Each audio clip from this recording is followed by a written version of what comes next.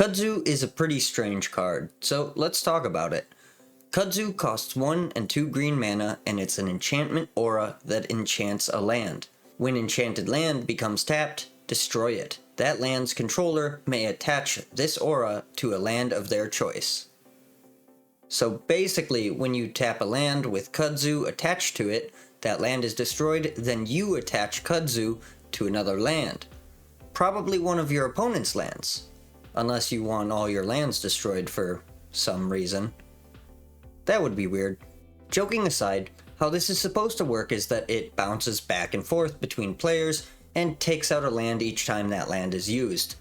This is very interesting, because you're kind of incentivized to use that land as soon as you can, since when you tap your land to blow it up, you get to put it on an opponent's land, which either prevents them from using that land or blows up one of their own lands. But what's really interesting is that this isn't a choice that has a strictly correct answer. Is it correct to never tap the land so you don't get 2 or more lands blown up by their card? I mean, it certainly can be. Or is it more correct to use it immediately to force the issue onto your opponent? There are situations where that might be the case. However, it is likely that if your opponent is playing Kudzu, they have a lot of lands, and are willing to lose some to keep your land access restricted. So in most situations, it probably is smarter to just bite the bullet and never tap the land with Kudzu, since you're not playing as much into your opponent's plan that way. But the game states of Magic are varied, and there is no completely correct answer that applies to every situation. That makes Kudzu a very interesting card. I like cards that introduce minigames into Magic, and Kudzu is a great example of this.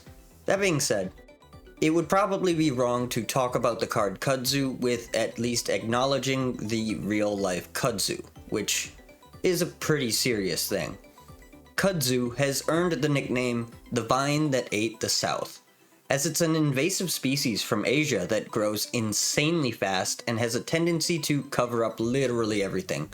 It can choke out trees or other plants by covering them and preventing the sun from reaching those plants.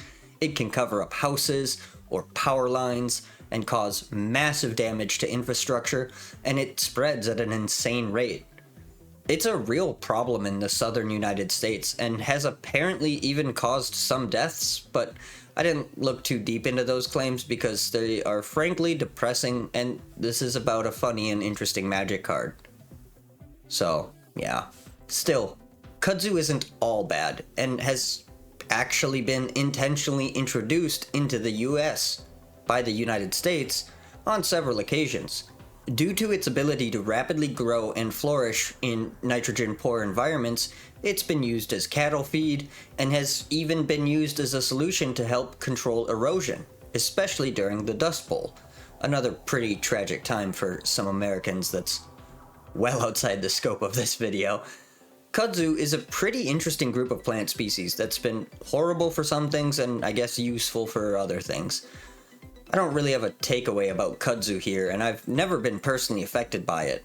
All I can tell you is what Wikipedia and some chatters that I've talked to on lives have told me about it, and show you the couple of pictures that I showed you.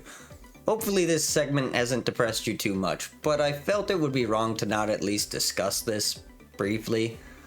The card, though, has rich flavor, which is pretty interesting in its own right. Wizards of the Coast stopped printing this card in Revised Edition, and I'm not entirely sure what the reasoning was. Some cards were left out of Revised for being too strong, some cards were left out for being difficult from a rules perspective, and some cards were considered color pie breaks. I could see Kudzu as easily being considered a color pie break, and getting left out for that reason, but I could also see it being left out for being difficult to make function in the rules. All I can really do here is speculate, so don't take my musings too seriously on this topic. As it was only printed up until Revised, there is only one art for Kudzu, and that was illustrated by Mark Poole. Now, you probably know by this point that I'm a big fan of Poole's work, and this is no different. I think he did a great job expressing the flavor of the card in a way that's pretty horrifying. It's really hard to imagine nature, and especially things like plants, being all that dangerous if you haven't grown up around dangerous plants. And kudzu is so dangerous in such a rare way. Obviously, stuff like depicting a giant Venus flytrap is pretty easy to express as being dangerous, and anything poisonous is bound to give someone pause, but overgrowth seems like such an innocuous thing that would be easy enough to deal with. However, that's often not the case, but it is rare to innately understand the dangers of something like this. I think Kudzu does a great job expressing that in a way that's kind of chilling if you spend too long thinking about it.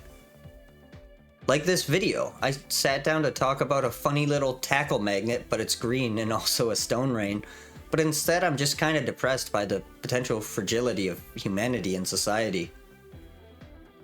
So yeah, sorry about that. It's a really cool card though. That's all I have to say, I guess. You can you can like the video if you found it interesting. You can subscribe if you give a shit, but either way, I hope you have a magical day. Hopefully I didn't ruin it. Thanks for watching.